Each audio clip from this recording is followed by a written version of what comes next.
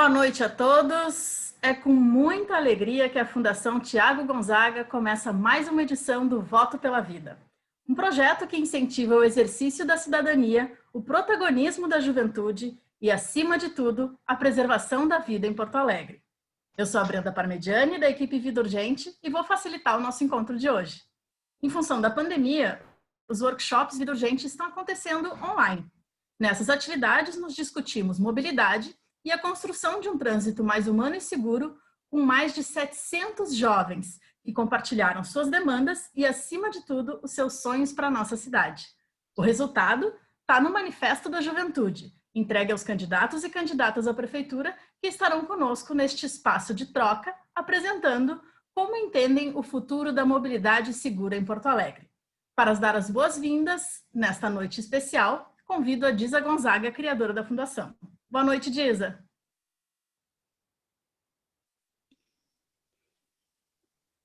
Boa noite, é um prazer estar aqui mais uma vez no Voto pela Vida.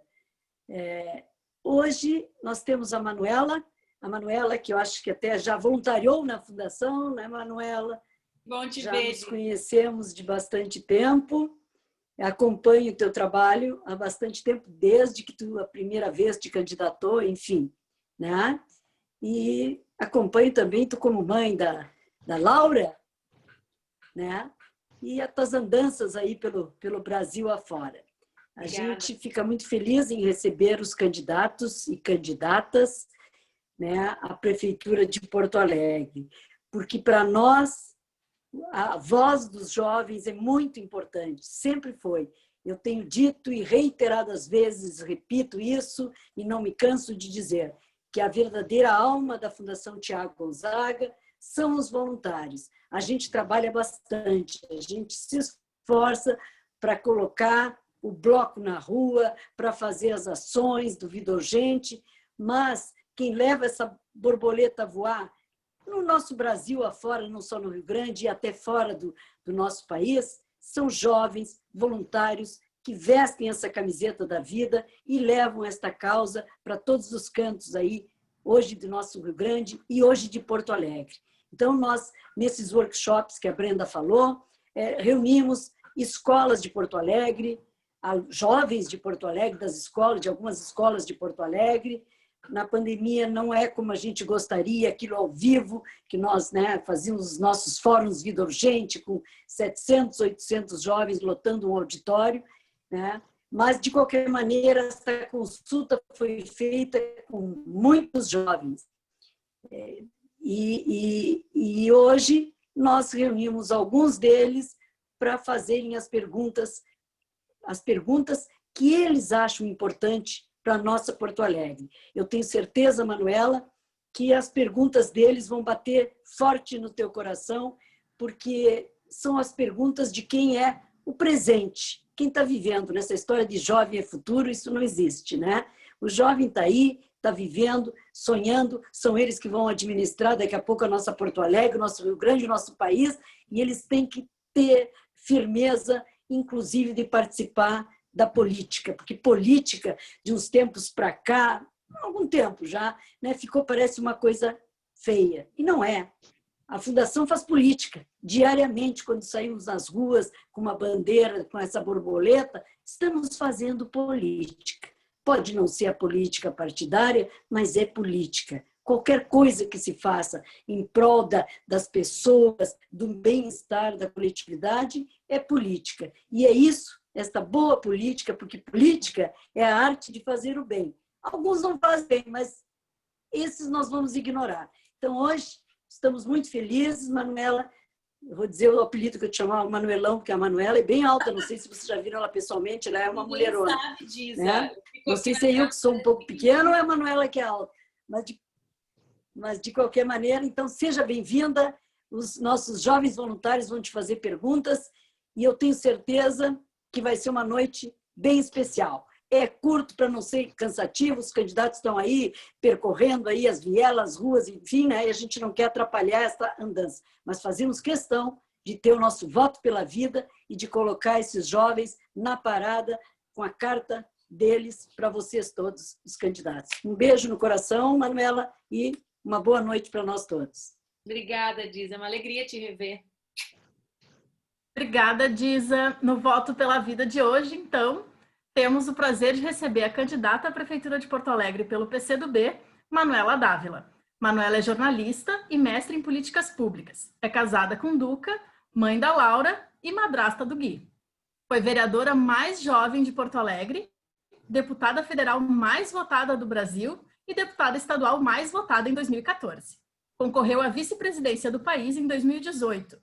Fundou o Instituto E Se Fosse Você, voltado ao combate das fake news e redes de ódio. Lançou 3 livros: Revolução Laura, Por que Lutamos, um livro sobre amor e liberdade, e Se Fosse Você, sobrevivendo às redes de ódio e fake news. Boa noite, Manuela, e obrigada por ter aceitado o convite para estar conosco nesse bate-papo cheio de vida com a nossa Juventude Vida Urgente. Para começarmos, a gente te convida para uma saudação de 3 minutos. Oi. Oi, Brenda. Eu quero cumprimentar a ti e a todos os voluntários e voluntárias do Vida Urgente.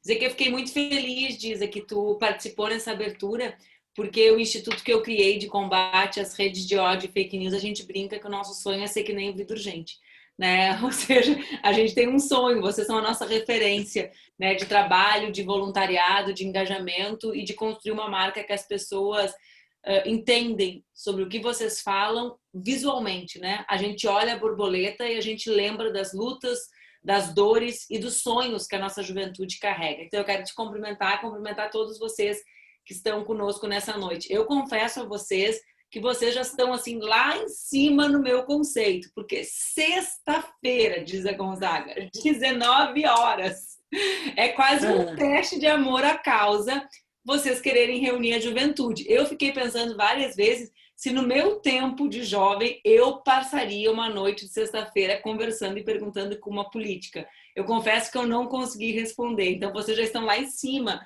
no meu conceito, porque vocês realmente têm muito interesse em debater a carta que vocês formularam e os compromissos, né? Ouvir os compromissos que nós, candidatos e candidatas, temos.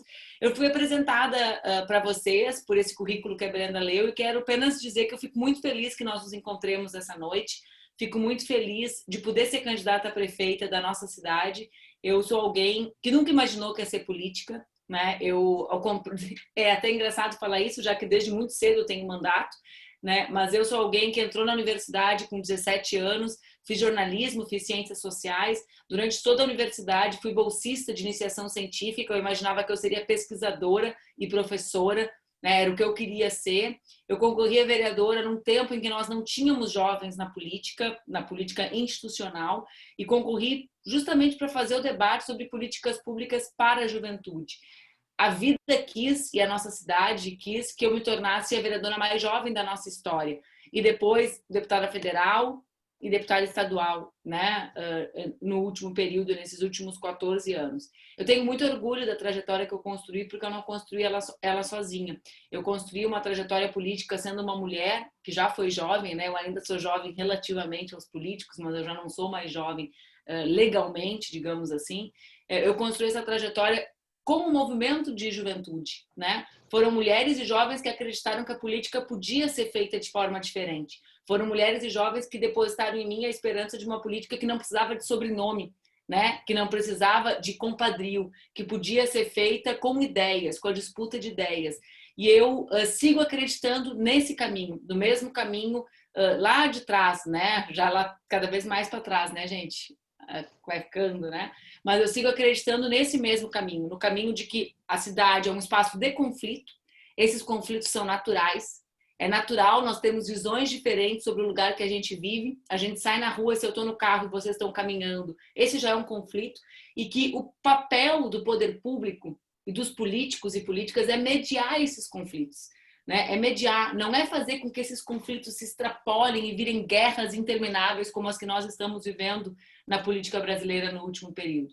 O papel da política é ser o mediador, o harmonizador, o construtor, né, ou a construtora, no caso das pessoas, de um movimento que consiga pactuar, fazer com que a gente viva a vida melhor. E eu quero ser a pessoa que faça isso no próximo período em Porto Alegre.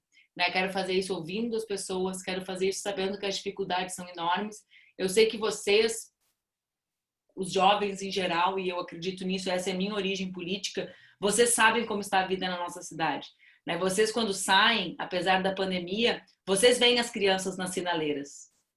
Né? Vocês seguem vendo. Vocês ainda não fecham os vidros do carro e fazem de conta que não acontece nada. Vocês são as pessoas que percebem que a desigualdade é brutal, que vocês, assim como eu, a gente está conectado, a gente está se falando pelo computador, gente. Olha a magia que tem nisso, enquanto tem gente que não tem comida dentro de casa. Enquanto tem criança que não tem computador para fazer aula. Então, eu continuo carregando esse sonho de viver numa cidade menos desigual, que me diziam que acabaria com o fim da minha juventude. Felizmente, ele não acabou. E eu acho que a gente pode fazer de Porto Alegre uma cidade mais solidária. Brenda, se tu não controlar o meu tempo, eu vou ficar falando infinitamente. Então, assim, eu sei que o papo é informal, mas me faz um sorriso mais, assim, constrangedor, tipo assim, pra eu me dar conta que tá chegando os 3 minutos, senão eu falo 15. Pode deixar, Manuela. Obrigada pela tua saudação inicial. E é muito interessante isso que tu falavas agora, porque tem uma frase que a Disa costuma dizer, que a Fundação acredita muito nos jovens pela capacidade que eles têm de sonhar e transformar. Então, acho que tem tudo a ver com isso que tu acabaste de nos falar. E falando neles, é a vez deles, então, né? A vez e a voz dos nossos jovens Vida Urgente, que estão aqui reunidos hoje, vindos de diversas escolas de Porto Alegre, como os colégios Leonardo da Vinci, Alfa e Beta, Colégio Anchieta, Colégio Marista Champagnat, Colégio Estadual Coronel Afonso Emílio Massot, e entre outros aí, jovens voluntários do Vida Urgente reunidos. Nós vamos ter aproximadamente 30 minutos para perguntas e respostas.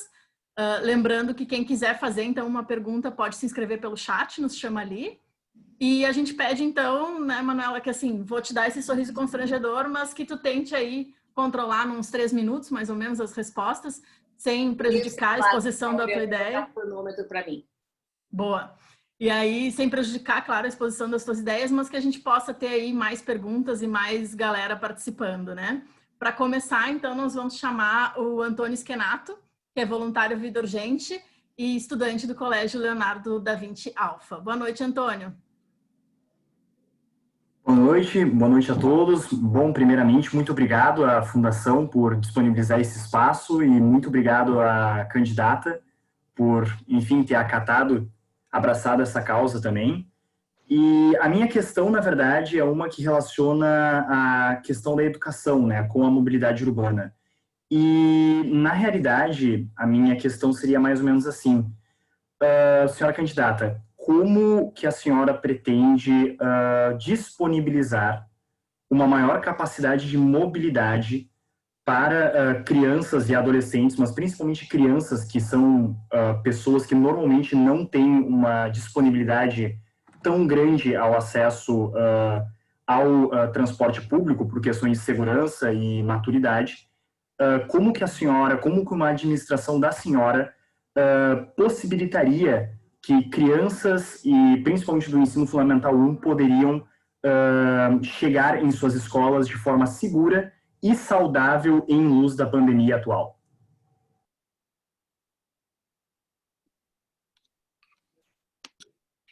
Antônio, obrigada pela pergunta, obrigada pela tua participação.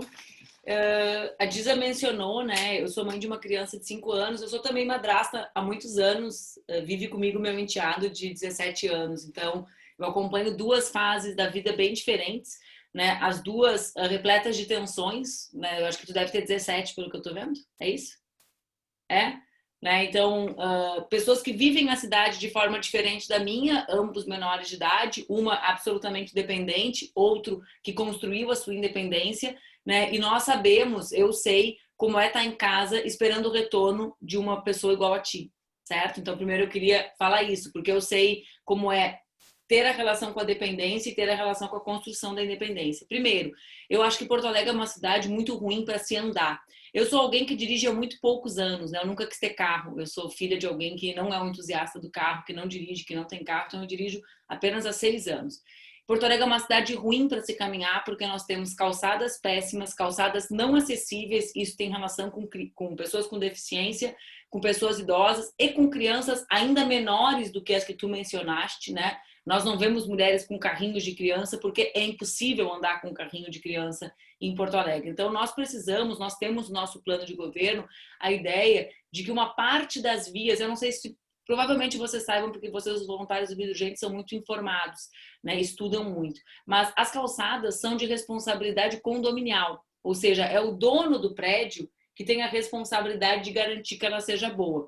Como andar é uma das principais formas de locomoção na cidade, né? Diferente do que nos dizem, que o Uber é a principal forma, o andar é a segunda principal forma de locomoção na cidade, nós defendemos que uma parte dessas vias, as ruas em que muitas pessoas circulam, sejam tratadas como vias de circulação e consideradas, então, parte importante dos modais, né, como um modal importante para o nosso sistema de transporte da cidade. Então, esse é um tema. Isso tem relação direta com o lugar que nós caminhamos, né? Existe um urbanista que eu gosto muito, casualmente eu vi na tela o livro dele daqui, o Jangel, que escreve sobre cidade para as pessoas. Nós temos calçadas e vias obstaculizadas, né? Então, o que significa isso? A pessoa não tem condições de andar livremente, porque tem um telefone, ainda tem orelhão que tu nunca usou, nem deve saber para que serve, mas nós temos orelhões, né? Nós temos lixeiras colocadas em cima das calçadas, nós não temos uma via em que a pessoa possa circular livremente. Né? Quem vai para cidades do mundo em que a gente caminha, passem a observar isso, a ausência de obstáculos, como isso é mais prazeroso para quem circula. Nós temos um outro tema que é relacionado à iluminação. Crianças, em geral, sobretudo as crianças que estudam na rede pública municipal, fazem trajetos curtos para se locomover até as suas escolas.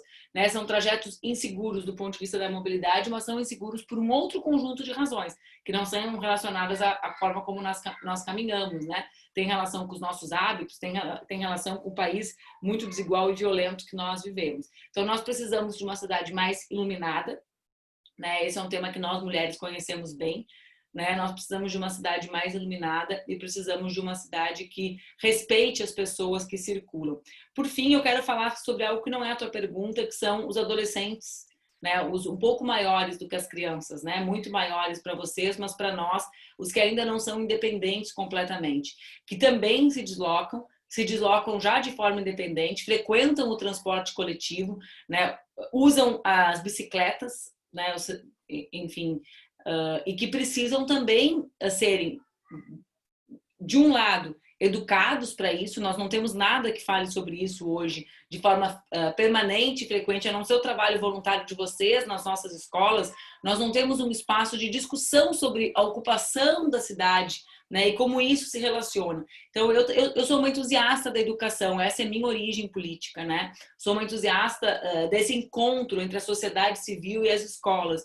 E eu penso que nós precisamos formar as crianças e os adolescentes para que eles aprendam a andar na nossa cidade, para que aprendam a atravessar na sinaleira e exigir, né, que isso seja respeitado, para que controlem, como a minha filha me controla, o uso do telefone dentro do carro e o sinal. Acho que as crianças têm um grande papel. Eu não sou das pessoas que acham que as crianças são tuteladas. As crianças têm um grande papel na formação, as crianças e os adolescentes. Por isso eu acredito que quando a gente forma a criança na escola, a gente contribui para a mudança do adulto. Eu tenho uma filha que me impede de usar celular enquanto eu dirijo. E ela aprendeu isso em algum lugar, né? Então ela é o meu controle permanente. Né? É sobre isso que eu me refiro. Um dia na vida dela vai servir para ela, mas já serve muito para mim. Então, para mim, as crianças e os adolescentes são agentes de transformação dos adultos e não tuteladas deles quando a gente fala em educação em geral e também na educação vinculada ao trânsito, à mobilidade, à vida, à ocupação do espaço público na cidade. Obrigada, Manuela. Sabes que esse teu relato sobre a Laura é muito verdadeiro para nós na Fundação, porque nós temos alguns projetos que miram a educação infantil, entre eles o Conta Comigo, que é um espetáculo, né, infantil que percorre escolas de Porto Alegre. Ano passado nós tivemos mais de 7.000 atendimentos com o Conta Comigo, e a gente vê muito como as crianças são multiplicadoras da mensagem de cuidado com a vida que a gente leva, né? Assim, eles são os fiscais dos pais, assim como a Laura faz contigo com relação ao celular no carro. Então, é bem interessante isso. E outro ponto que tu tocaste, que apareceu muito nos nossos workshops, foi a questão da iluminação pública, de como a iluminação está relacionada à mobilidade, né? Para nós, pedestres, que circulam, em especial para nós mulheres circulando, né? E a Dani Voto, que é nossa parceira e consultora e está presente aqui conosco hoje, ela costuma dizer que a iluminação pública ela foi feita para os carros e não para as pessoas. Se a gente parar para ver, ela está voltada para a via e os carros têm a sua luz, né? Tem o farol. E ela devia ser voltada para a calçada, que é onde nós estamos. Exatamente, sabe, Brenda? Eu demorei muitos anos para saber que existia um nome para algo que me atormentou a vida inteira. Eu andei de transporte coletivo a minha vida toda e eu sempre planejava todo o meu caminho, né? Planejava assim, o que era. Eu lembro no meu tempo de faculdade, eu me formei graças a um motorista de ônibus do Petrópolis PUC que me deixava fora do ponto. Ele não cumpria a lei, mas ele me deixava às 11 da noite, 1h15 na frente, na Protásio Alves. E nesse lugar que ele me deixava, que eu não tinha que caminhar muito, tinha um orelhão. Todos os dias, durante a minha graduação, eu tinha medo de que alguém ia sair atrás desse orelhão. E eu levei 37 anos para saber, ou pelo menos 20 da minha vida adulta, para saber que todas nós mulheres fazemos isso, que são as chamadas rotas mentais. E que isso ocupa e nos atordoa, é uma parte exaustiva da nossa vida, que tem a ver com a iluminação, por isso que eu me lembrei. Cada vez que a gente sai, a gente pensa num caminho com tudo isso. O obstáculo, que pode alguém se esconder atrás, o lugar mais escuro, a viela que não tem, que está abandonada, o lugar do lixão, que aquele, né? Então, assim, isso para mim é algo que eu vivi e que eu percebo que todas nós fazemos. E acho que a gente tem que tornar essas rotas menos cansativas para nós mulheres, né? Nós sempre escolhemos o caminho mais seguro, que muitas vezes é o mais longo, muitas vezes é aquele que vai nos, né, que vai fazer com que a gente perca uma parte sagrada da nossa vida, que é o nosso tempo, né, que é a única coisa que a gente não compra. Então, é isso, o tema da iluminação é muito central para a gente andar mais. Eu diria a iluminação e os obstáculos. Né? Depois que eu tomei consciência do que os obstáculos representam no caminhar, né? Sabe quando assim a gente toma consciência de uma coisa, é como se uma luz acendesse na nossa cabeça, né? A gente só fica olhando para aquilo assim o tempo inteiro. Então assim, eu ando vendo isso o tempo inteiro. Nossa, olha aqui esse container, metade em cima da calçada. E se a pessoa não enxerga a calçada estreita, olha essa obra, né? Que não respeita, que a pessoa tem que ir para o meio da rua para seguir caminhando. Então o tema dos obstáculos em Porto Alegre para mim é muito escandalizante assim. Com certeza.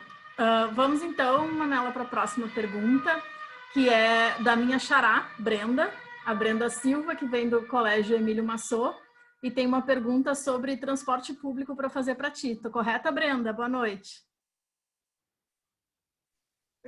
Boa noite. Sim, Brenda, essa é a minha pergunta mesmo.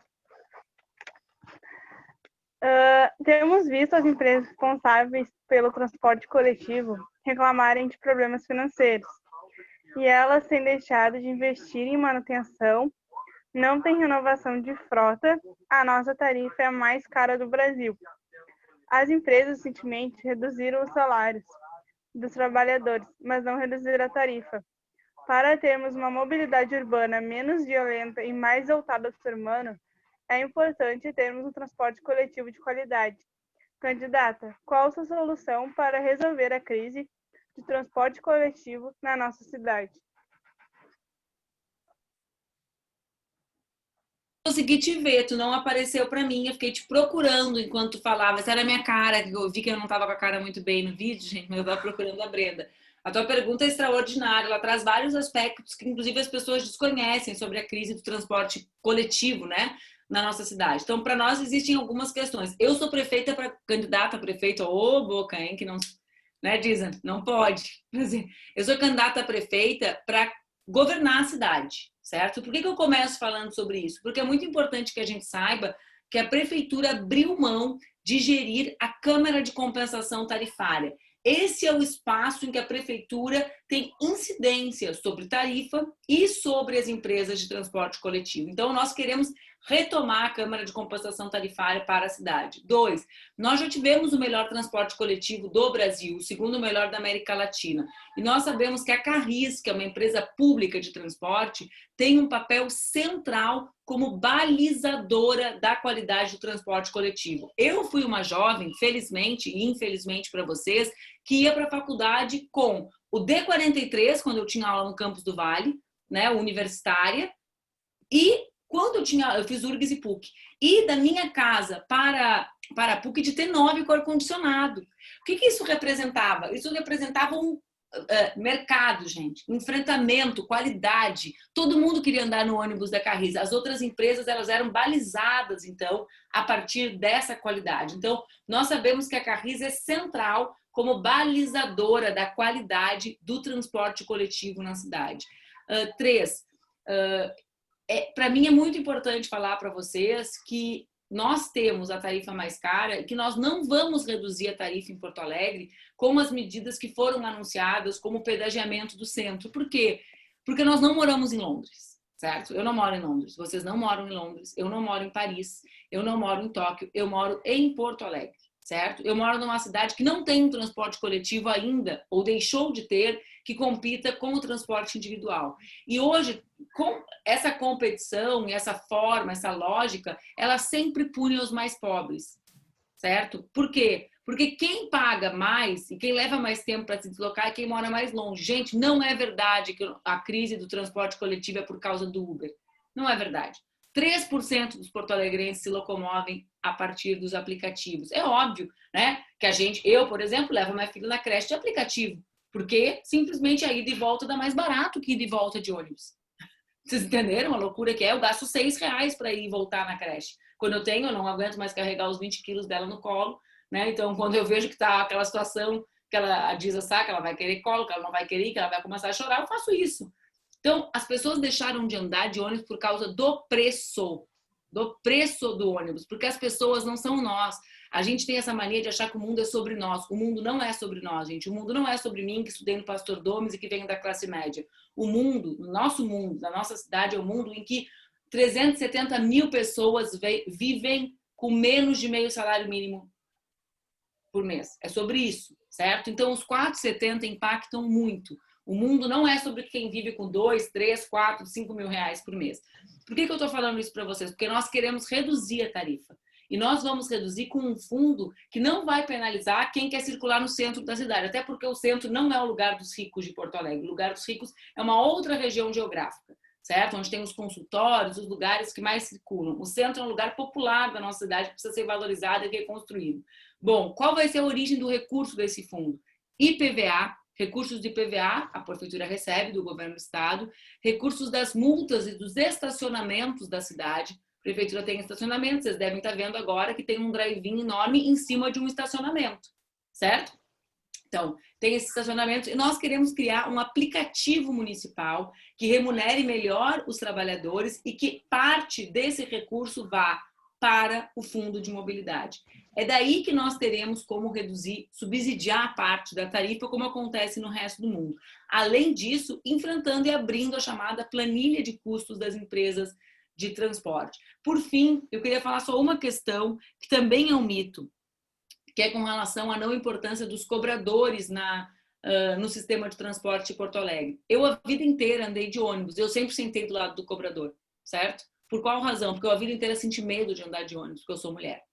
Então, quando eu voltava da faculdade, 10h30 da noite, às vezes mais tarde, né? Porque eu também já fui mais jovem, não ia só da faculdade para casa, né? A gente emenda um pouquinho. Vocês emendam um pouco também, gente? A Marcela ela riu, eu tô querendo saber se a gente é parente, Marcela. Tu fez uma cara agora de parente, de que emendava, viu? A gente fala sobre isso, tem uma questão. Mas eu sentava do lado do cobrador. Então, primeiro, os nossos ônibus, eles não são complementares a um grande sistema de metrô como o de Londres. Eles são o centro do sistema de transporte coletivo. Esse é um. 2, nós não vivemos em cidades seguras em que a gente entra no ônibus e fala assim, ai, gente, agora eu vou dar uma dormidinha até chegar em casa, né? A gente vive em territórios com conflitos grandes. Então, também existe a figura do cobrador para isso. E 3, nós não temos cidades acessíveis, nós não temos ônibus acessíveis, nós temos mais de 10% da população com deficiência e temos uma população que está envelhecendo. Os cobradores são os parceiros dos motoristas de ônibus para garantir que essas pessoas circulem, que elas não sejam presas dentro de casa. Vários de vocês são, como eu fui, jovens de classe média e, portanto, conhecem outras cidades do mundo. Sabe isso que eu falei da consciência, da luz acesa? Diz a cada vez que eu viajo e circulo de ônibus, eu me impressiono com a quantidade de pessoas com deficiência dentro dos ônibus. Eu fiquei um tempo estudando na Escócia com a minha filha e ficava indo para cima e para baixo de ônibus e pensava, meu Deus, como tem gente com deficiência aqui. E eu comecei a me dar conta que não era isso, é porque essas pessoas estavam no ônibus. E em Porto Alegre elas não estão no ônibus, elas são proibidas de estar no ônibus. Porque não tinha um ônibus que eu pegasse, que não tinha alguém. Não estou falando de deficiências que as pessoas têm vida independente, estou falando de mães com cadeiras de roda, falando de... né? Claro, é isso. As pessoas não têm o direito de circular. Os cobradores e as cobradoras na cidade, na nossa cidade, são parceiros, né, que nos ajudam a superar os limites que nós temos de fazer com que essas pessoas tenham os seus direitos garantidos. Então, é preciso enfrentar olhando para o problema real e não criando subterfúgio. Vou pedagiar o centro, vou tirar cobrador. Para mim, nós enfrentaremos retomando a gestão e garantindo um fundo que lute para que seja construído com o objetivo de reduzir a tarifa, que, como foi dito pela Brenda, é a mais cara do país. Obrigada, candidata.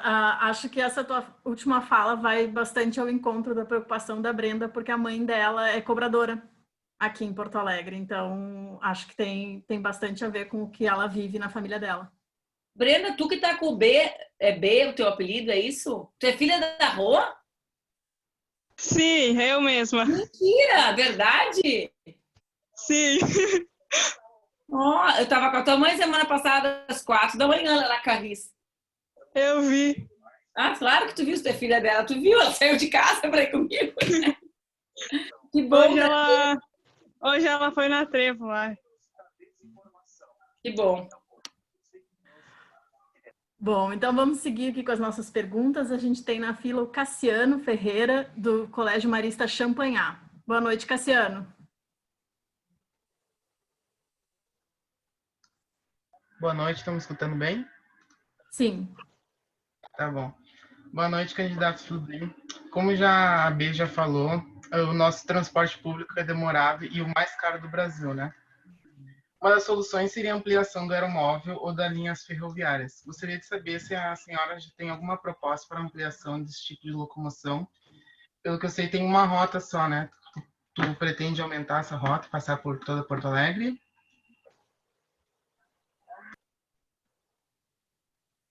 Oi, Cassiano, tudo bem? Eu só quero fazer uma correção sobre o que eu falei antes, que eu recebi uma mensagem da Ana, que trabalha comigo, dizendo que eu falei que Porto Alegre tinha a tarifa mais cara do país. Não tem, tem a tarifa mais cara entre as capitais. É um detalhe, mas é que existe um município que tem tarifa mais cara. Cassiano, eu sonho em viver numa cidade que tenha VLT e BRT, né? E que trabalhe de forma complementar com o aeromóvel, como nós trabalhamos nessa linha que tu mencionas, que é a linha do aeroporto.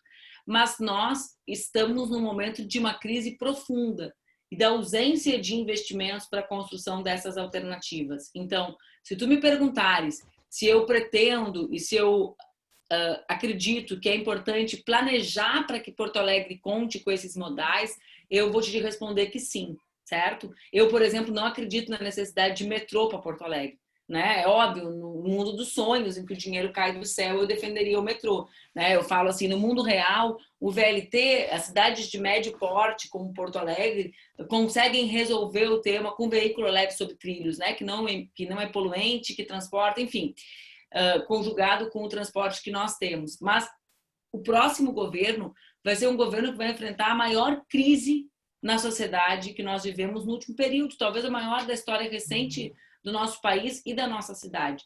Para te ter uma ideia, Cassiano, em 1º de janeiro nós vamos ter 224 mil pessoas que nos últimos meses viveram graças aos R$600 da renda emergencial sem receber renda emergencial. Então, assim, eu tô te dizendo isso para te falar, bom, qual a possibilidade de nós termos condições de fazermos esses investimentos, né, nos 4 anos de governo? Eu acho elas reduzidas. Eu quero lutar para, nos próximos 4 anos, construir o caminho para que nós voltemos a ter o melhor transporte coletivo nos ônibus de Porto Alegre, certo? Acho que esse é o passo realista que eu posso oferecer à cidade. Mas é claro, carregando o sonho e transformando isso em planejamento, como fez o Dr. Loureiro da Silva há quase 70 anos atrás, na nossa cidade, planejando o futuro.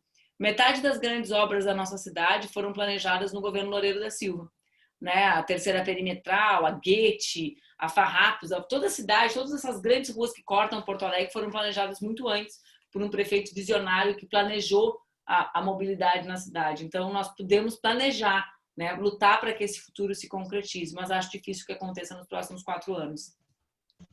Obrigada, Manuela. A gente tem aqui na sequência, então, uma pergunta da Bia. A Bia é voluntária Vida Urgente e tem aí várias perguntas inteligentes. Ela costuma ler os programas de governo, então te prepara que vem pergunta boa aí. Boa noite, Bia. Boa noite, Manuela, tudo bem? A minha pergunta vai um pouco de encontro com a pergunta da Brenda. Muitos estudos já confirmaram que realmente o transporte público vem perdendo viagens por diversos motivos. Como tu mesmo falou, uma pequena porcentagem é em função dos carros por aplicativo, mas isso é uma realidade daquele porto-alegrense que vai fazer uma viagem de 1, 2, 3 quilômetros diários para o seu trabalho, para o seu lugar de estudo. Em contrapartida, a gente tem uma realidade um pouco diferente daquele porto-alegrense que mora na Restinga, na Lomba do Pinheiro e no Sarandi, que vem para o centro de Porto Alegre diariamente, percorre horas em um modal único que existe, que seriam os ônibus. A minha pergunta é, o que seria possível ser feito para melhorar o transporte dessa população que mora longe do centro da nossa capital? Principalmente agora no momento tão delicado que é da pandemia, que envolve saúde, envolve tanta coisa importante, né? Então, a minha pergunta é em relação a essa população que, de qualquer forma, vai continuar usando o transporte coletivo de Porto Alegre. Bia, primeiro que o teu diagnóstico é preciso, né? O debate dos aplicativos ele é um debate de viagens curtas e de pessoas que vivem em regiões centrais. Não dá para imaginar que alguém mora na Lomba do Pinheiro e vai até o centro de Uber, né, gente? Para a gente pensar assim, a concretude disso e ainda dizer que isso é mais barato que ônibus, né? Então, assim, é algo que não dialoga com a realidade da imensa maioria das pessoas. Por isso, reduzir a tarifa é algo importante. Agora, essa tua pergunta é bem interessante, porque eu fiz essa pergunta para os técnicos que estão debatendo transporte com a gente, né? Nós temos uma licitação, essa licitação está sendo debatida em juízo, acordos judiciais que são feitos com as empresas e acordos que não deram conta de alguns temas. Tarifa, qualidade e linhas auxiliares para as regiões distantes. Eu já vou chegar exatamente na tua pergunta, mas eu quero aprofundar um pouquinho ela. Por quê? Porque a gente, por exemplo, citas a zona sul, extremo sul da cidade. Bom, nós temos linhas que cada vez chegam em menos vilas e bairros dessas regiões, andam nas grandes avenidas e não distribuem as pessoas dentro das suas comunidades. Então, se tu falar com o povo lá do Rincão, eles vão te dizer que todos os dias tem que caminhar 20 minutos para chegar nesse ônibus ruim. Se tu falar com o pessoal das ilhas, eles vão te dizer que não tem ônibus que faça o percurso interno, que tu também tem que caminhar no bairro, no alagado que a gente vê no jornal, né? Eles têm que caminhar para chegar nesse ônibus. Essas negociações não levaram em conta sequer isso. Eu defendo, Bia, falei isso, por isso que eu ri, né, quando tu perguntou, porque eu perguntei isso, eu defendo o modelo de disputa de passageiros. O transporte público ele tem que disputar, ele tem que ser atrativo. Uma das ideias que surgiram desses técnicos é justamente, ou são justamente as linhas rápidas, né, como é o D43, universitária, para fazer menção a uma que existe que a gente entende, né? Linhas que circulam por corredores ou por vias de grande circulação, tem o tema dos corredores nisso, né? Que é um tema para a gente saber que terá que ser discutido na cidade, mas linhas que circulam por zonas rápidas de via rápida, parando em menos paradas e que, portanto, levam menos tempo para fazer grandes circuitos. Né? A universitária sai do centro e vai até o Campos do Vale. Certamente ele não leva o mesmo tempo, eu não sei se ainda existe essa linha, ela é do meu tempo de universidade, que levava o Campus Ipiranga, que ia pela Bento, parava em tudo que é lugar e depois chegava lá. Eu acho que esse é um dos mecanismos que nós temos, disputa de passageiros a partir das linhas rápidas. Obrigada, Manuela. A gente tem agora, então, uma pergunta da Renata Padilha, que é voluntária Vida Urgente e também é ativista no Fridays for Future. Boa noite, Renata. Olá, boa noite. Primeiramente, é um privilégio poder estar aqui conversando com a Manuela, acompanhando o trabalho dela há bastante tempo. E muito obrigada, Vida Urgente, por essa oportunidade também. E, bom, como voluntária tanto do Fridays quanto do Vida Urgente, eu sempre vou colocar um pouquinho mais por questão de meio ambiente. Eu sou moradora do bairro Restinga, moro na Restinga Nova. Então, como ambientalista, eu vejo, né, eu sei como que a crise climática ela afeta mais a população mais pobre. E dentro disso, eu gostaria de saber um pouquinho assim de ti, como a gente pode tornar as periferias, a mobilidade urbana nas periferias mais sustentáveis, tendo em vista que são as pessoas que são mais afetadas pela crise climática. Eu estava, inclusive, estudando sobre isso esses dias, né? Sobre o tema de como o racismo estrutura também a possibilidade das pessoas acessarem ou não acessarem e viverem à margem do que nós avançamos do ponto de vista da sustentabilidade do meio ambiente, né? Então, sobre quais são as ruas arborizadas, quais regiões não são, é bem relacionado com a tua pergunta, né, Renata? Era um conceito que eu não conhecia e conheci recentemente, né? Dentro da luta antirracista, digamos assim. Mas vamos lá.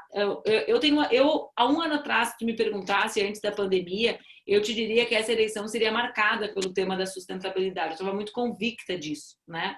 É óbvio, a pandemia, que é inclusive relacionada à forma como nós estamos nos relacionando com o planeta, interceptou, digamos assim, né? O debate fez com que a vida, o presente, fosse muito grande para que a gente debatesse o futuro. Essa é a realidade, né? Quando o presente é muito grande, as pessoas têm dificuldade de enxergar algo além dele. É natural, né? É humano. Nós temos algumas ações gerais com relação à sustentabilidade que eu quero falar depois e uma específica mais direcionada à tua pergunta. O tema das ciclovias precisa ser um tema que vá para as periferias de Porto Alegre, né? Não dá para a gente manter as políticas que garantem a circulação na cidade de forma elitista, certo?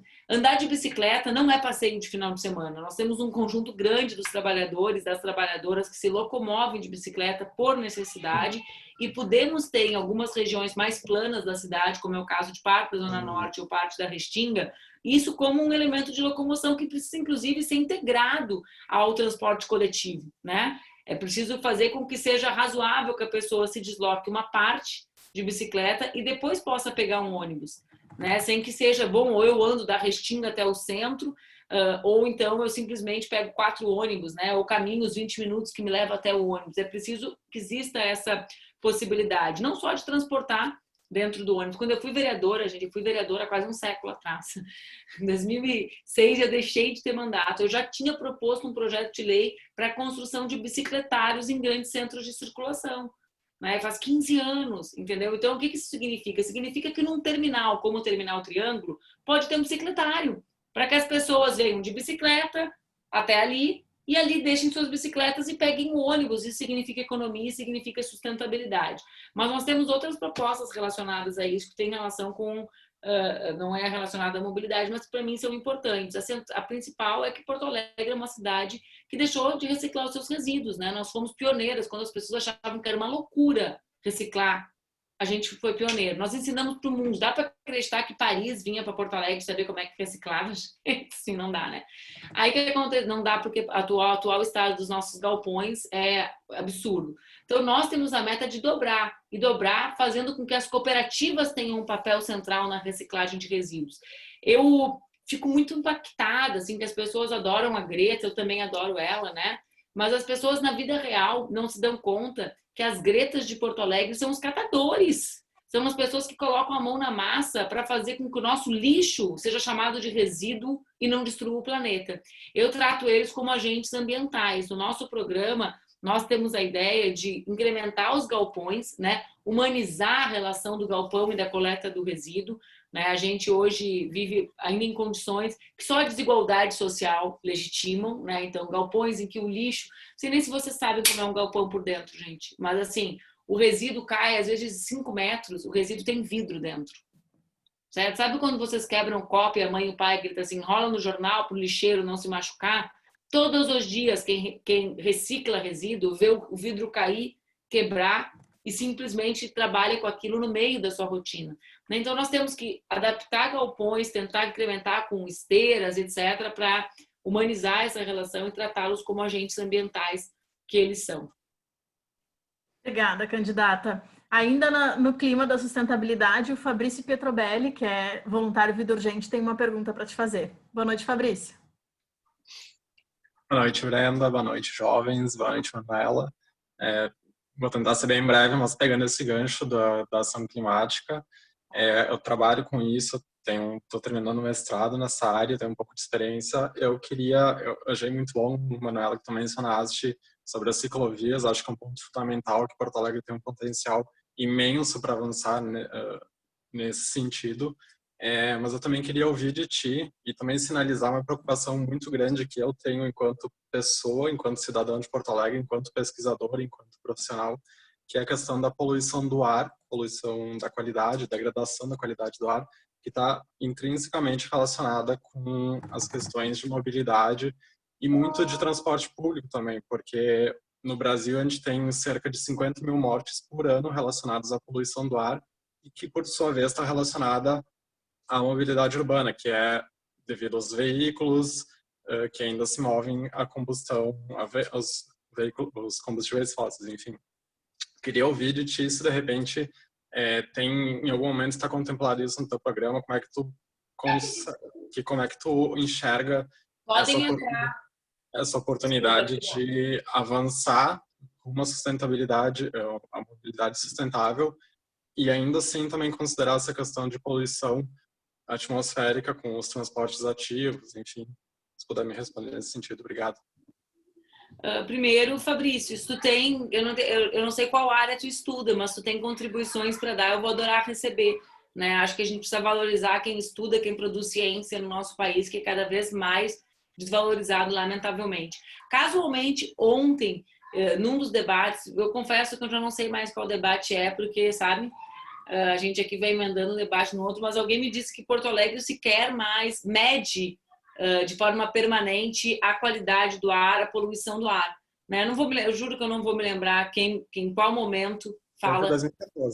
Desde 2014 não se mede. Desde 2014, exatamente. Não me recordo porque eu não fiz nenhum debate com a turma do meio ambiente. Ontem foi alguém de outra área que me trouxe essa informação. Então, são pelo menos 6 anos que a gente não mede, né? E isso tem relação com a incapacidade de controle, né? Porque quem não sabe o que controlar, não tem como, nem sequer como estabelecer política de controle. Isso é um princípio básico da área da minha pós-graduação, né, eu sou mestre em políticas públicas. Não existe como tu tentar estabelecer controle, metas, tu não sabe sobre o quê, né? Assim, é a regra 0, não é nem a regra 1.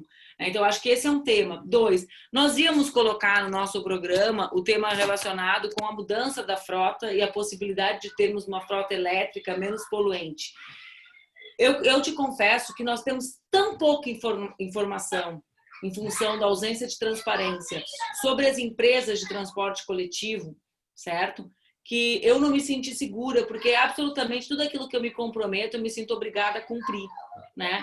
E eu não me senti segura para nós darmos esse passo à frente no programa de governo. Agora, é evidente que isso é algo que está no nosso horizonte. O Miguel Rosseto, meu candidato a vice, é alguém que se dedicou muitíssimo, né, ao estudo disso, de como Porto Alegre poderia se tornar uma capital verde. Eu tenho, inclusive, em mente a ideia de que, junto com 2 prefeitas que são minhas amigas, a prefeita Ada Colau, de Barcelona, e a prefeita Anne Hidalgo, de Paris, nós podemos pensar num pacto entre 3 mulheres prefeitas, desde a contribuição do poder local para o enfrentamento às mudanças climáticas, né? Tenho isso em mente, como Porto Alegre ocupar o protagonismo na pauta climática a partir...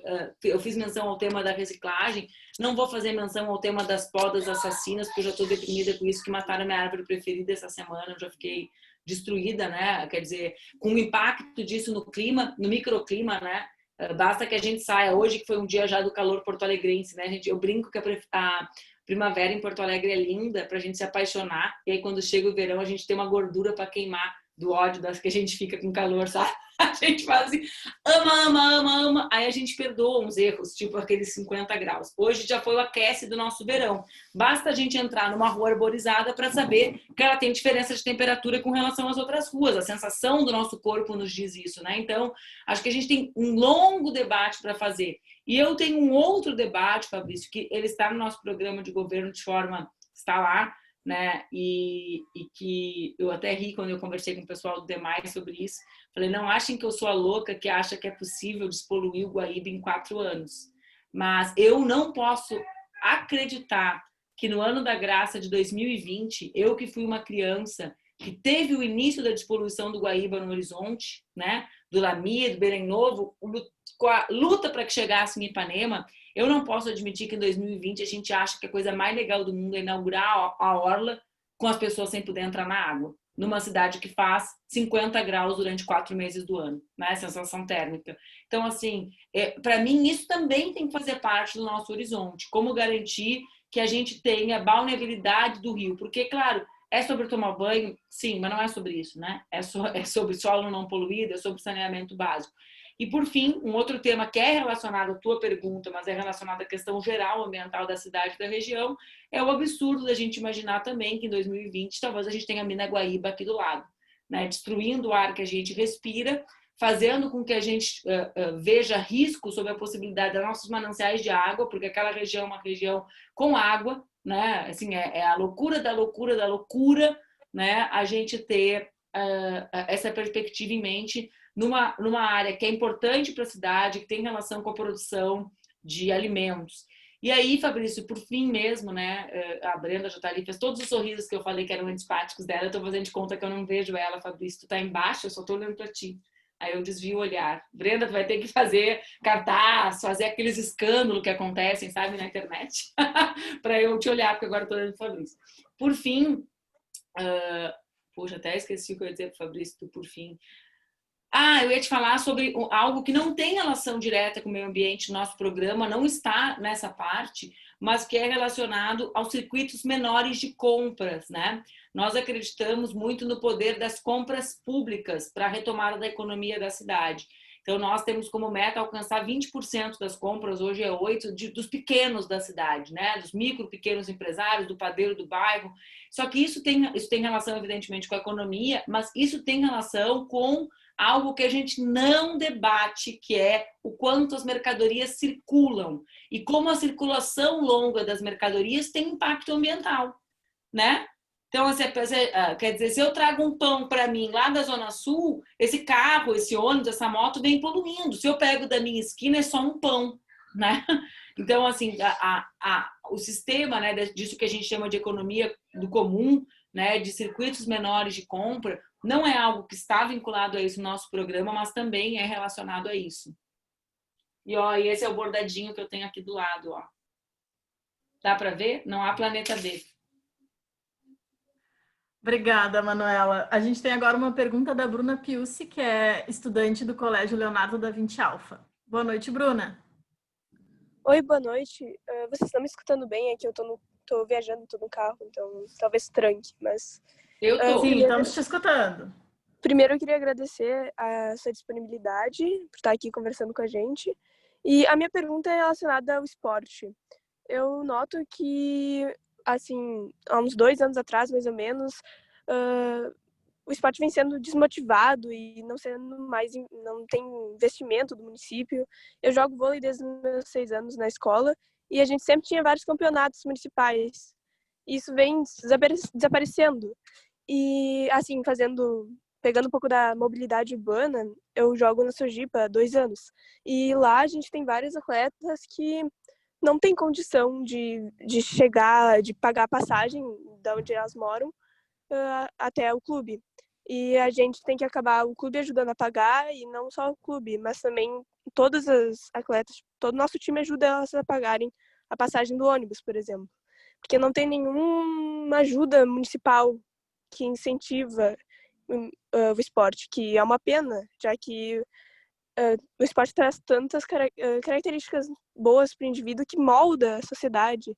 Então, eu queria saber as suas propostas nesse sentido, assim, de motivação, incentivo e investimento, né?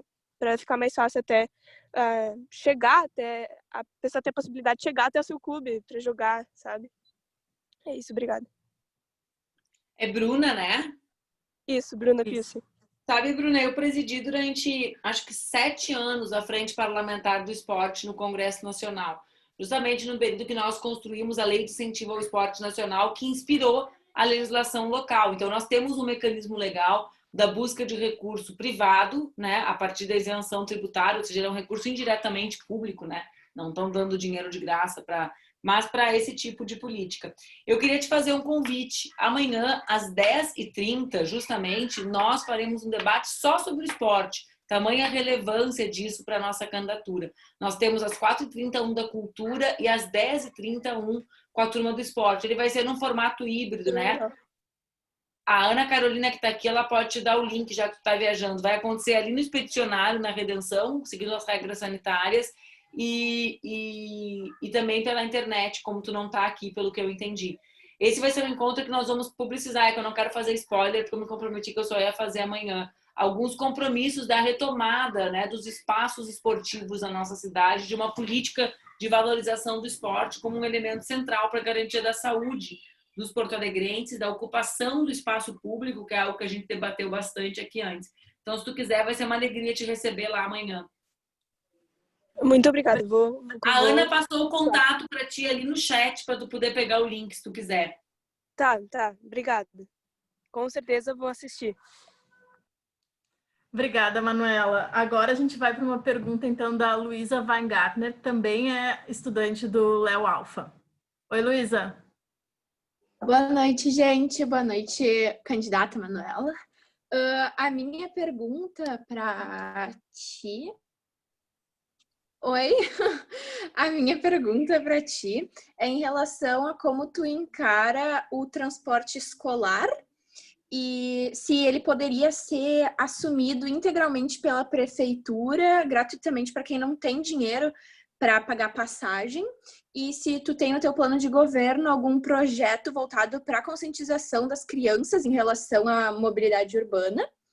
Inclusive, a Fundação Tiago de Gonzaga tem projetos que envolvem crianças desde os 3 anos de idade, afinal, a educação para um trânsito mais humano e seguro devia e tem que começar desde cedo, né? Então, é isso.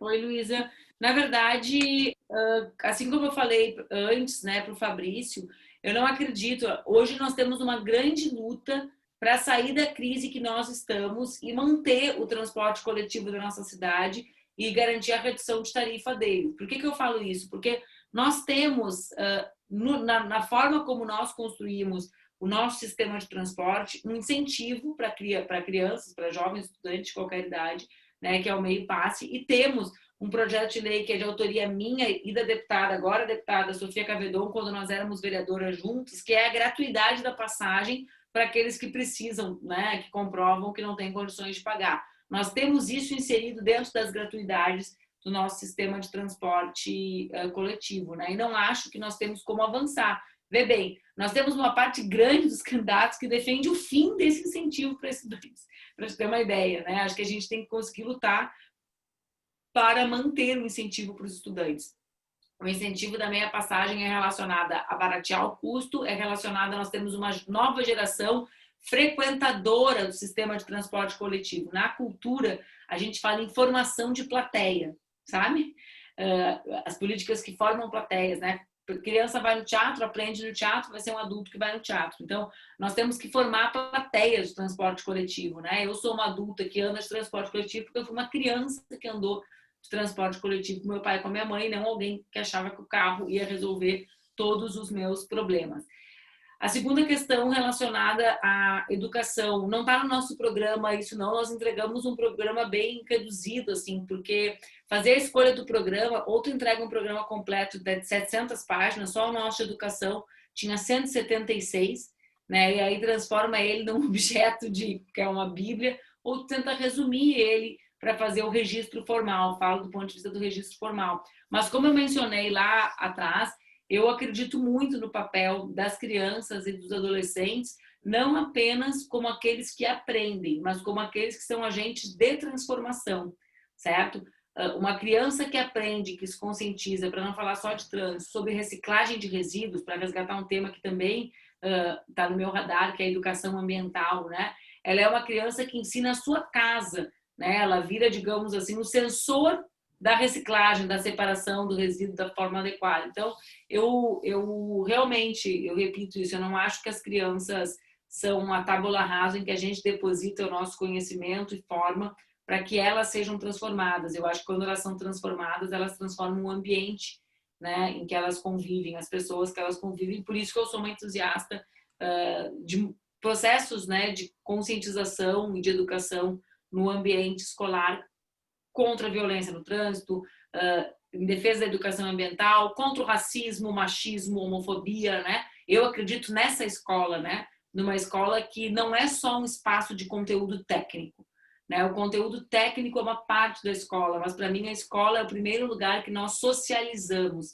né? Que nós encontramos pessoas diferentes de nós, que nós olhamos para o outro e percebemos que nós não somos igual a ele, que nós olhamos para outro e percebemos que o corpo, um é gordo e o outro é magro, e esse espaço que a gente aprende a lidar com essa diferença, um é negro e o outro é branco.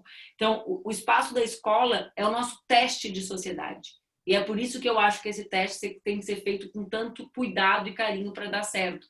Porque se ali dá certo, a gente vai ter agentes de transformação do fora dali, né? Daquilo que não cabe dentro da escola. Obrigada, candidata. Hoje tivemos várias perguntas interessantes aí. Para encerrar, nós vamos ter a pergunta da Marcela Ávila, que é membro do Global Shapers Porto Alegre, um grande parceiro da Fundação Tiago Gonzaga, especialmente num projeto incrível chamado Mobilidade 360, que trabalha a empatia e a bicicleta como aí um grande modal para a nossa cidade. Marcela, está contigo. Obrigada, Brenda, pela introdução aí, magnífica. Não, antes de fazer minha pergunta, eu queria só muito rapidamente contar, Manuela, que todas as suas campanhas foram muito fortemente marcantes na minha vida, porque toda vez que a campanha começava, o meu nome na chamada se transformava em Manuela Dávila, porque eu me chamo Marcela Ávila. Não sei muito bem como, isso até hoje acontece, inclusive na faculdade. É uma mágica. É uma mágica, né? Motivo de climão, enfim, climão chato. Mas, enfim, a minha pergunta, acho que como é a última, eu queria trazer várias coisas, né? Eu acho que a maioria das perguntas que foram feitas com relação à mobilidade em Porto Alegre deixam muito evidente que hoje a gente vive numa cidade muito, muito segregada. Segregada com relação à mobilidade, como todo mundo colocou, mas também com relação a quase tudo que a gente faz, né? Como a gente se mete na cidade, onde a gente estuda, onde a gente come, onde a gente se diverte e tudo mais. Então, eu queria perguntar, e logo no início da tua fala, tu trouxe muito a questão do diálogo, né? E da importância da gente conseguir dialogar e trazer para perto, né, para próximo o momento que a gente está vivendo hoje, que é um momento de pandemia e de outros desafios vários. Então, a minha pergunta está direcionada a isso, assim, como que tu pretende dialogar, como é que a gente faz isso no momento que a gente hoje tem pessoas que evocam fantasmas fascistoides com bastante naturalidade, e de quem é o voto que tu está buscando nesse momento em que talvez a gente tenha um segundo turno competitivo, e como é que a gente busca essas pessoas e quem são elas?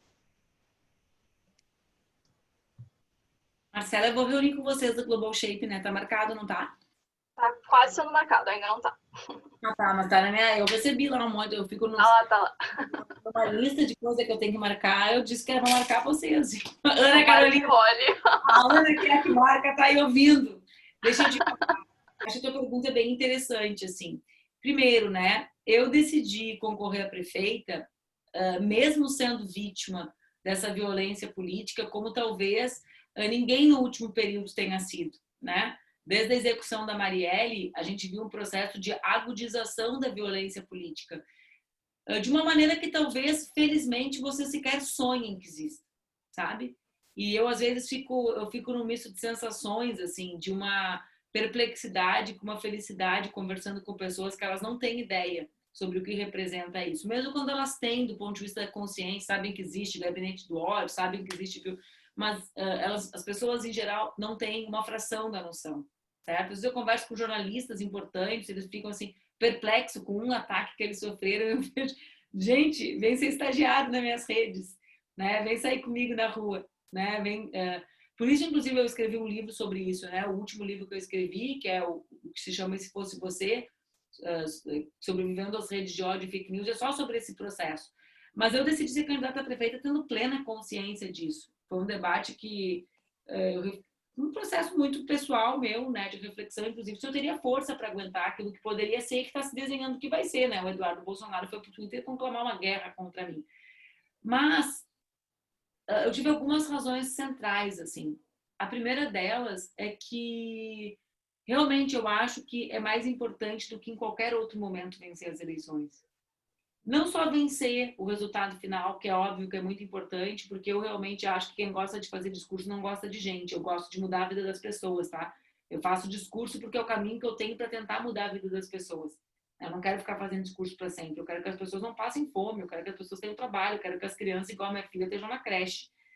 Mas eu acho que mais do que em qualquer outro momento faz muita diferença disputar e dizer que existe outro caminho. Que o caminho não precisa ser o da violência. Por isso que eu me esforço tanto para não ficar igual a eles. Não acha que é fácil, eu não sou santa, né? Não sou santa.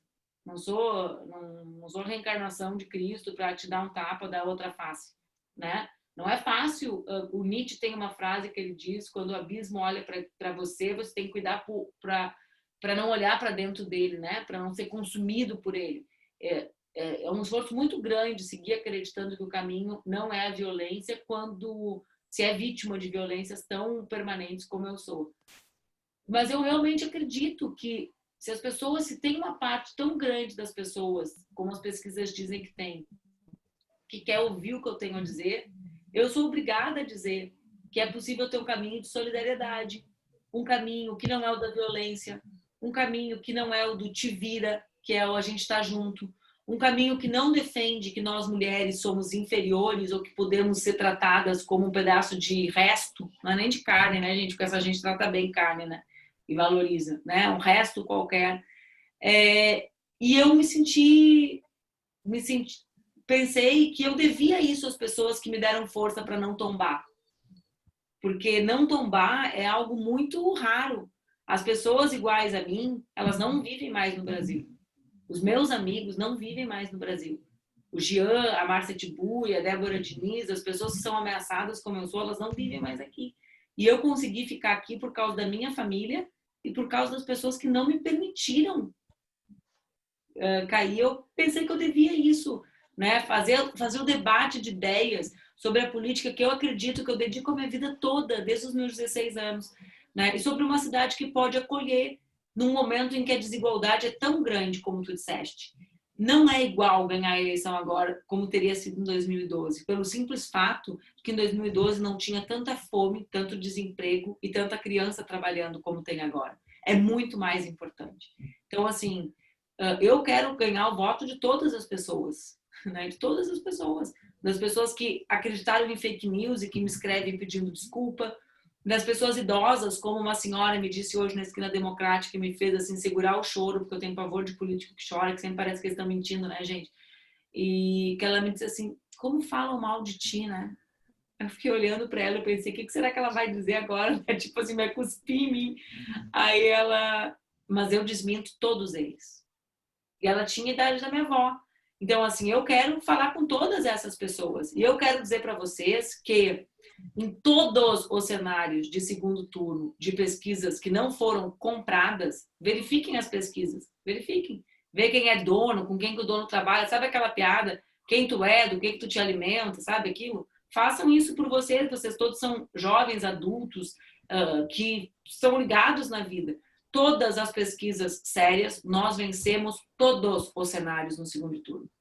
Por quê? Vocês querem saber por que eu acho isso? Porque as pessoas se deram conta que esse discurso raivoso não muda a vida. Pode ajudar a resolver o teu problema momentâneo. Óbvio que ajuda. Todo mundo aqui já sentiu raiva e sabe que ajuda no momento, né?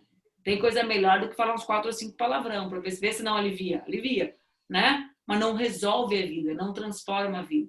E como eu disse antes, o presente é imenso diante das pessoas. E existe uma particularidade. Porto Alegre me conhece desde que eu sou menina. Porque diferente dos outros, eu caminhei com os meus pezinhos 38, que não são tão pequenininhos assim, cada degrau que eu subi.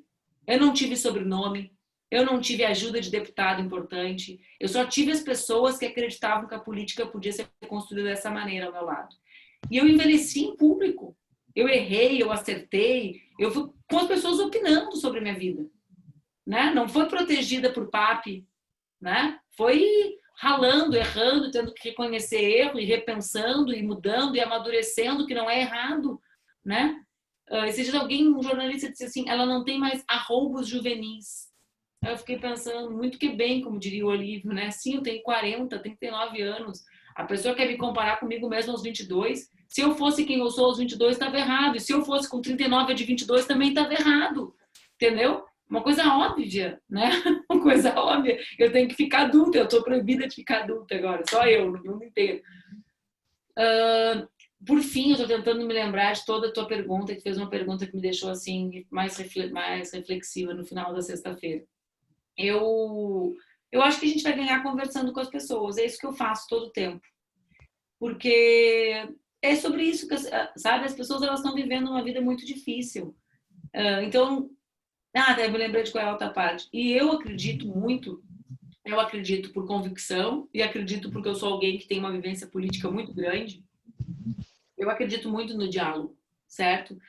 Acredito, eu estava aqui no início do nosso encontro aprovando o programa de TV que vai no ar amanhã à noite, que é sobre participação. Então, eu acredito na retomada do orçamento participativo, acredito numa ideia que é um passo adiante, que é o governo colaborativo, que é a gestão compartilhada entre prefeitura e comunidade, movimento comunitário, da gestão de espaços públicos, né, que a gente possa ocupar esses espaços, por exemplo, prédios abandonados com os nossos grupos de teatro, com as nossas escolas de educação infantil. Eu acredito nisso. Mas, além de eu acreditar, eu sei que é isso que dá legitimidade para o que um político faz.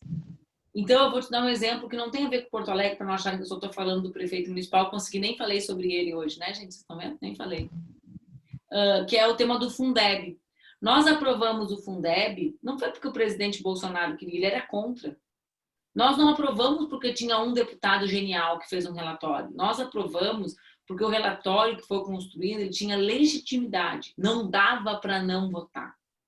Entende? Não dava para não aprovar. Todo mundo, de direita e de esquerda, de creche de universidade, defendia o Fundeb como ele foi aprovado. E ele foi aprovado. Então, assim, para além de eu ter convicção de que o diálogo e a participação são importantes, de que isso garante transparência e é isso que combate corrupção efetivamente, né? Além de tudo isso, eu acho que é isso que pactua e legitima as maiorias que nós precisaríamos construir para governar. Então, assim, o meu compromisso ele é um compromisso por convicção, mas como eu sei que convicção às vezes é difícil de acreditar, né? Porque tudo cabe na palavra, ele é também um compromisso de alguém que sabe como funciona o parlamento e sabe como funciona a vida na cidade. A legitimidade da sociedade é que faz com que as coisas andem ou não. E eu quero poder construir essa legitimidade no meu governo, né? Então, eu quero pactuar, eu quero envolver as pessoas. E eu vou te dizer, Marcela Ávila, tu vai te ferrar, porque agora vão te chamar de prefeita, porque a gente vai ganhar a eleição. Olha que momento, aí sim! Eu vou ficar te perguntando 4 anos, viu? Porque não vai ser só na eleição. É para eu acabar, Brenda? Era a última pergunta? Tá sem som. Eu não tô entendendo, viu? Vamos... As mímicas que eu...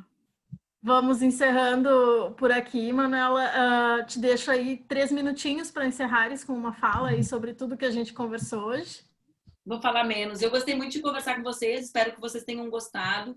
Se vocês tiverem dúvidas ou outras questões com relação ao nosso plano, vocês podem nos procurar nas redes. Acho que vocês sabem, nós temos redes super ativas, que nós respondemos todas as pessoas que nos procuram. Quem gostou e quiser se envolver, né, acho que a Disa vai entender se vocês se voluntariarem por 30 dias na nossa candidatura. Então, a gente também tem uma ação com voluntários, é uma das formas que vocês podem nos ajudar. Então, eu quero agradecer, desejar um bom final de semana e dizer para que vocês votem e votem com consciência, né? Existe um velho político do nosso estado, que chama-se Alceu de Deus Colares, que não é sequer do meu partido, mas que me ensinou há muito tempo atrás uma música que ele tinha feito, um poema que ele tinha feito. Voto na urna. Exatamente, diz. O voto é a tua única arma. Pega o teu voto na mão, né? É a ideia de que a nossa arma para mudar aquilo que nos deixa insatisfeitos é isso. E vocês que já são voluntários, né? Vocês já têm isso dentro de vocês, né? A ideia de que a gente tem um papel para cumprir. Tem, eu acho que a gente tem, né? Não é possível que a gente viva e venha para esse planeta tão fantástico, né? Como espectador dele. Eu acho que a gente tem que botar a mão na massa. Vocês já colocam, né? Então, para mim, vocês já são pessoas que despertaram para a consciência do papel transformador de vocês. E eu peço que em mim ou em outro qualquer candidato que vocês achem que é o candidato que pode ser o melhor prefeito ou prefeita da nossa cidade, vocês se engajem para construir e fazer com que outros jovens votem. Essa é uma eleição também ameaçada pela pandemia nesse sentido, né? E a democracia é a coisa mais forte que a gente construiu junto. Nós só estamos aqui reunidos na sexta-noite por causa disso, né? Então, que a gente consiga valorizar. Um beijo grande, muito obrigada por compartilharem a noite de sexta comigo. Giza, fiquei muito feliz de te ver, muitíssimo, muitíssimo feliz de te ver. Fazia muito tempo que eu não te via e ainda troquei mensagem com a Ana, que trabalha comigo aqui. A Ana falou, a Giza tá ali. Eu falei, tu é uma referência pra gente também. Depois que eu deixei de ter mandato e fui construir a nossa organização não governamental, a gente sempre se referencia em ti, porque tu nunca foi a mulher solitária do Vidurgente. Tu sempre foi aquela que quis que as borboletas passassem para outras mãos, né? E acho que isso é muito inspirador sobre o sentido, sobre a missão, né? De ter uma pauta que todos reconhecem.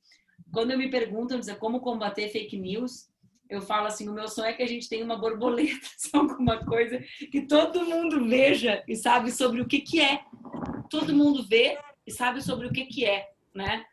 A gente precisa ter um código que as pessoas entendam sobre o que é, sobre a gravidade, sobre como é profundo. Então, obrigada também por tudo que tu faz pra gente.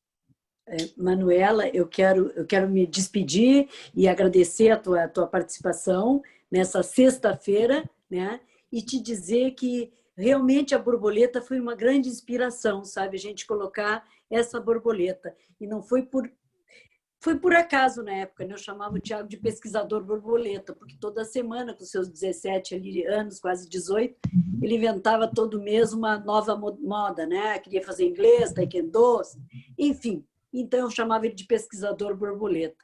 Mas a borboleta, ela é inspiradora, porque ela é a transformação. Ela voa. Não poderia ficar presa na mão de alguém, né? E outra coisa importante é que a Vidurgente não foi para lamentar a perda do Thiago. Foi para que não tenham mais Thiagos. E essa geração que está aí, e todos os jovens, para mim, inclusive a tua Laurinha, para mim são uma tiagarada, né, Manuela?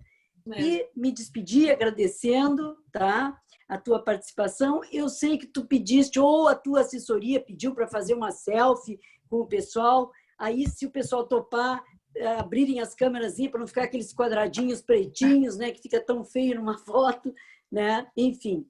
Mas é isso. Um beijo no coração e que, se for a escolha dos porto-alegrenses, né, a gente vai, porque a democracia é isso, né? É a escolha da maioria, não é verdade? Um beijo para vocês. E aí, não sei se a selfie vai rolar aí, como é que vê aí, Natasha, Brenda, Edu. Vamos lá, vamos fazer aí um 2, 3 e já. A gente faz aqui um print bacana. Vamos lá, sorriso aberto, câmera aberta, galera. Vamos lá. Feito, feito. Obrigada a todos. Vocês todos rindo ao mesmo tempo, viu, Giza? Letícia, sim, é que nem minhas reuniões com as minhas equipes, né? Que eu tenho a equipe do Letran, a equipe da Fundação, então sempre no final da reunião eu digo, vamos rir, depois de cansado, com vontade de matar um ao outro, cansado, já discutimos todas as pautas possíveis, às vezes até nem concordamos em todas, e aí aquele sorriso para o final, daí eu ponho no Twitter, a melhor equipe, sempre feliz, não sei o quê. É uma fake news aí, às vezes. Obrigada. Tá bem cansadinha aí hoje, louco para... Né? Dá um beijo no Duca lá. Vou dar um beijo no aquele Duca também maravilhoso. Eu deixei ele com a janta pronta enquanto eu vinha para cá. Agora eu vou lá comer minha comida. Ai, que prendada! Olha, eu não, o resto faz a janta. Eu sou uma mulher mais moderna que tu. Não, é que é o contrário, que tem cota, né? Sexta-feira para eu trabalhar até bom. Eu tenho que dar um saracó. Então tá, pensei que tu era daquelas mulheres que achava que tinha que fazer a janta todo dia. Não, ao contrário, é justamente o contrário, é a minha cota da semana de... Eu não tenho, porque eu só sei fazer pipoca, e olha lá. Bom. Tá certo, então, gente. Obrigada a participação de todos. As perguntas foram ótimas. Na próxima terça, a gente se vê, então, quando vamos receber o candidato Walter Nagelstein. Até lá, então, galera.